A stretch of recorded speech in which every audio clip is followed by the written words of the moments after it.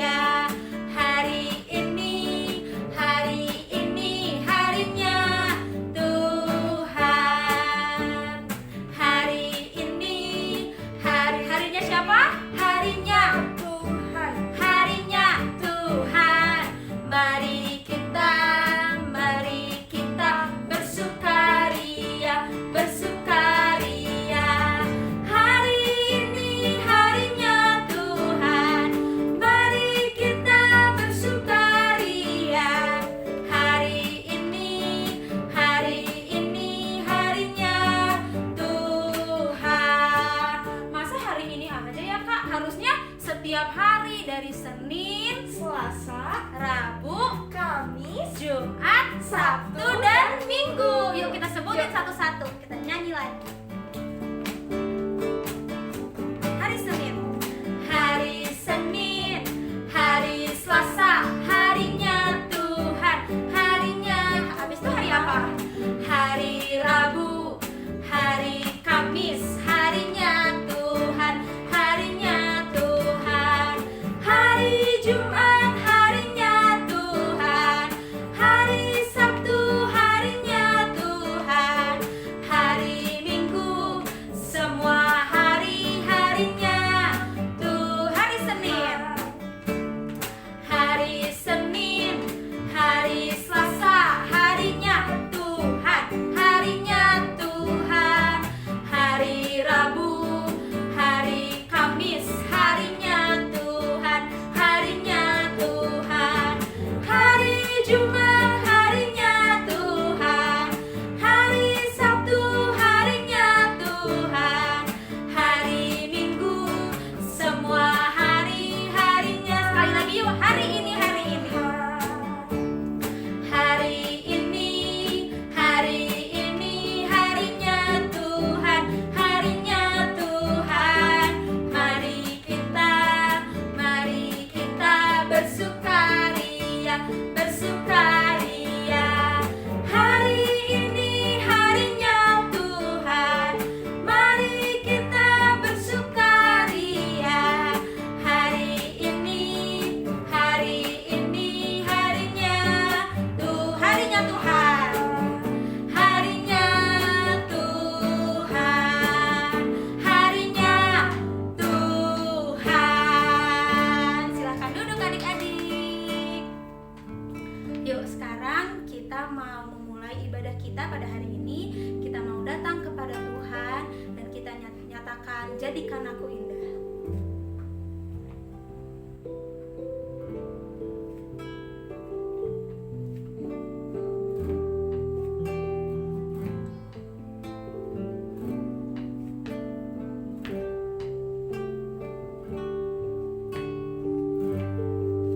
Ku datang ya Bapa.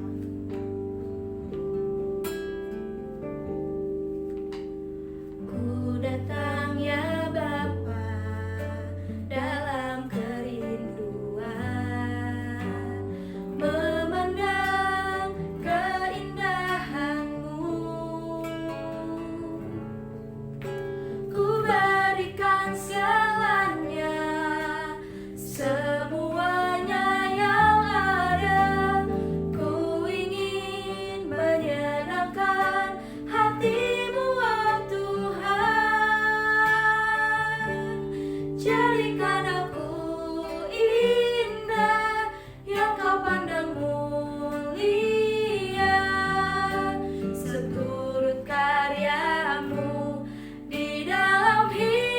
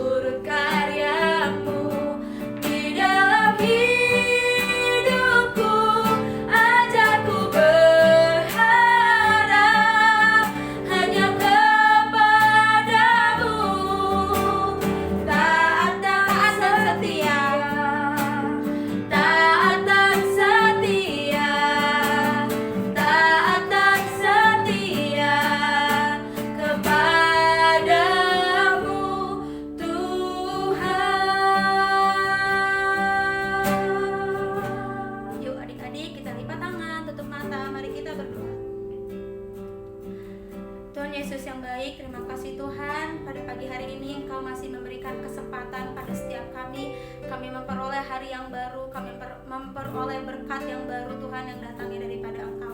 Kami mengucap syukur Tuhan karena pada pagi hari ini kami masih diberikan kesempatan untuk ibadah bersama-sama walaupun melalui online. Terima kasih Tuhan Yesus. Sebentar lagi kami akan memulai ibadah kami ini.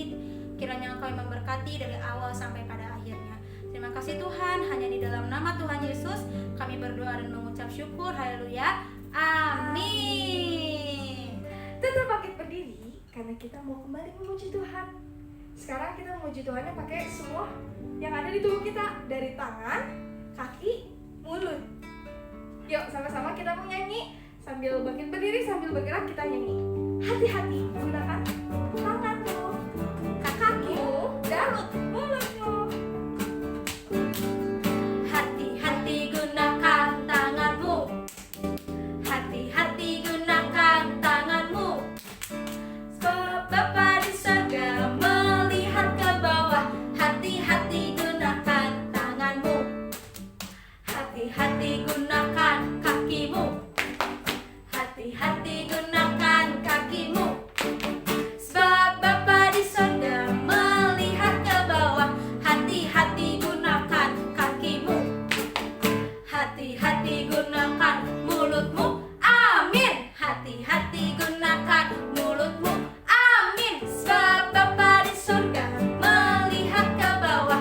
Hati-hati gunakan mulutmu. Semuanya. Hati-hati gunakan tanganmu. Hati-hati gunakan kakimu. Sebab Bapa di surga melihat ke bawah. Hati-hati gunakan mulutmu. Amin. Kayaknya kurang semangat Iya, ya, Kak. Kak, semangat. Coba Kurang lebih gerak, gerak lagi, lebih gerak lagi. Kan ada tangan, ada kaki, ada mulut. Setiap tangan kita tepuk Tangan. Kalau kaki kita Injak bumi. Kalau mulut kita katakan Amin. yuk sekali lagi ya adik-adik. Oke, Kakak. Hati-hati gunakan tanganmu. Hati-hati gunakan tanganmu. Sebab Bapa di surga melihat ke bawah. Hati-hati gunakan tanganmu. Hati-hati gunakan kakimu. Hati-hati gunakan kakimu. Sebab Bapa di surga melihat ke bawah. Hati-hati gunakan kakimu. Hati-hati gunakan mulutmu. Amin. Hati-hati gunakan mulutmu. Amin. Sebab Bapa di surga melihat ke bawah. Hati-hati gunakan mulutmu. Amin. Semuanya. Hati gunakan tanganmu. Hati-hati gunakan kakimu. Sebab Bapa di surga melihat ke bawah. Hati-hati gunakan mulutmu. Amin. Oke. Jadi ingat ya, kenapa kita harus hati-hati? Karena Tuhan selalu melihat ke bawah, Apapun melihat yang kita lakukan. Yuk adik-adik, tadi kita sudah memuji Tuhan, kita udah sama-sama bergerak buat Tuhan. Sekarang tiba saatnya kita mau mendengarkan firman Tuhan. Kita mau siapkan hati kita untuk lebih sungguh-sungguh lagi datang kepada Tuhan. Kita menyanyi Roh Kudus yang manis.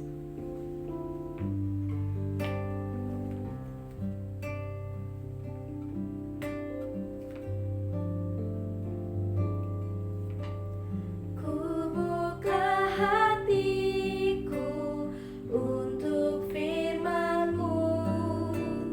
Ku ingin menjadi seperti Yesus. Berfirmanlah Tuhan.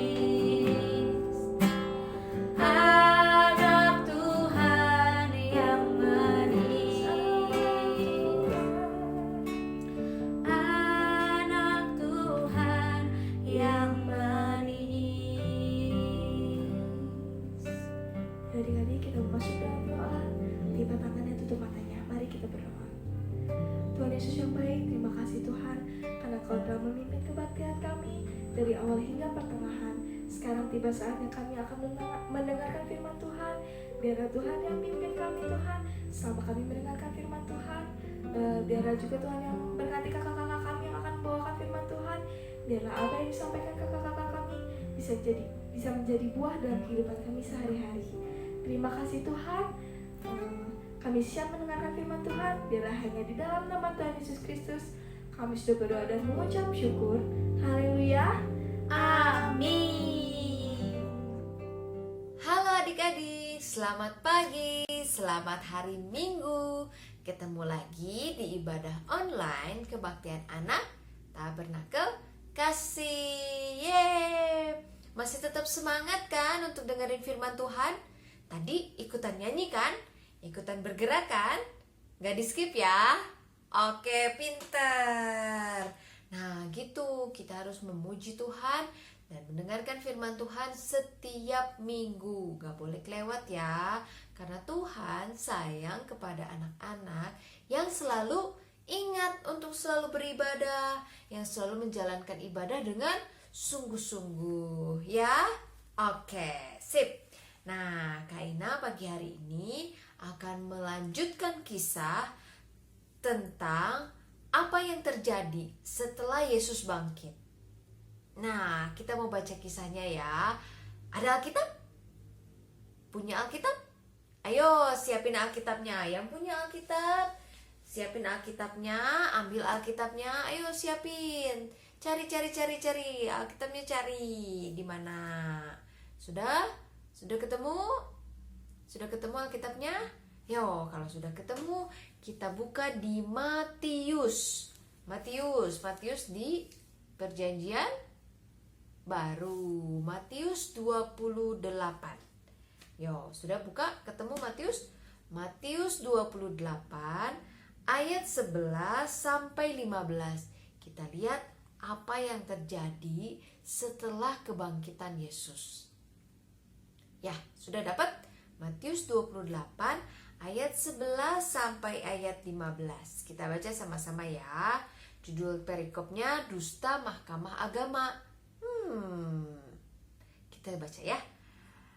Matius 28 ayat 11 sampai 15. Ketika mereka di tengah jalan, datanglah beberapa orang dari penjaga itu ke kota dan memberitahukan segala yang terjadi itu kepada imam-imam kepala.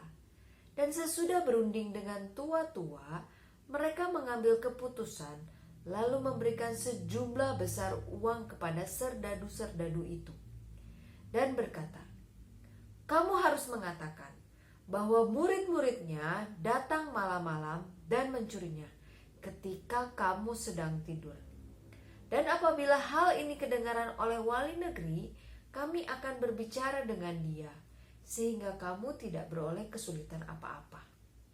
Mereka menerima uang itu dan berbuat seperti yang dipesankan kepada mereka. Dan cerita ini tersiar di antara orang Yahudi sampai sekarang ini. Ternyata ada sebuah dusta. Dusta dari mana?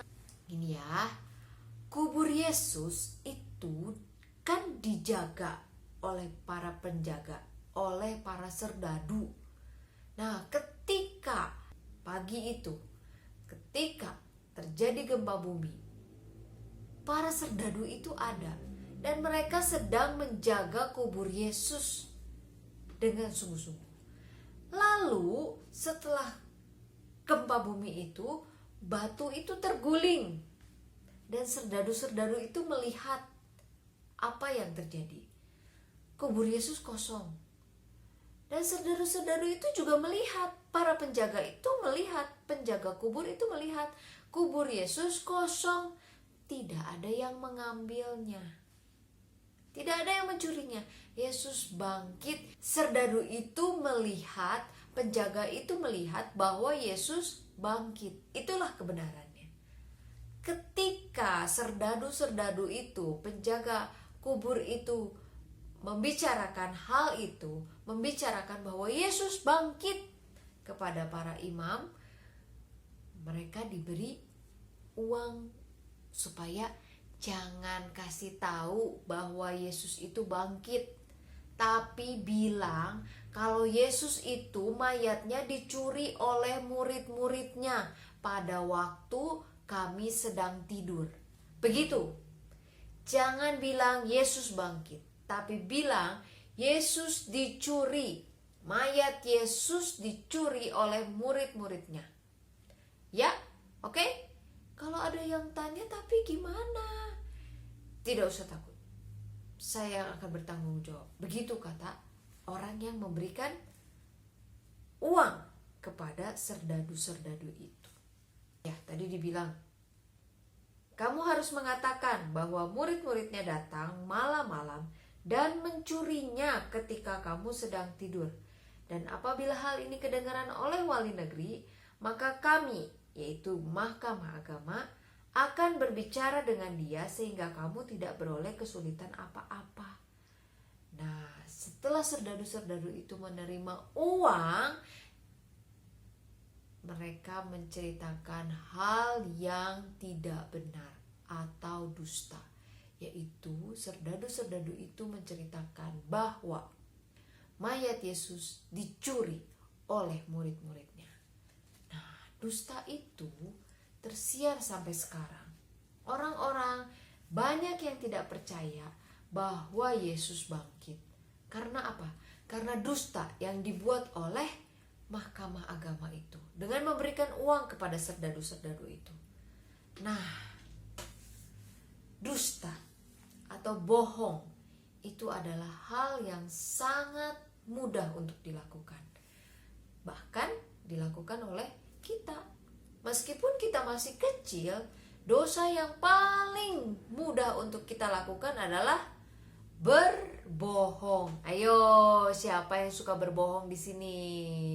Siapa? Oh, nggak ada ya. Pinter semua anak-anak Tuhan. Dosa berbohong itu paling mudah dilakukan. Tapi tahu nggak? Kalau dosa bohong itu tidak disukai oleh Tuhan, tidak disukai oleh Yesus. Buktinya apa? Tuhan memasukkan ke dalam 10 hukum, yaitu hukum ke-9. Janganlah kamu mengucapkan saksi dusta tentang sesamamu. Ya, jadi tidak boleh berbohong.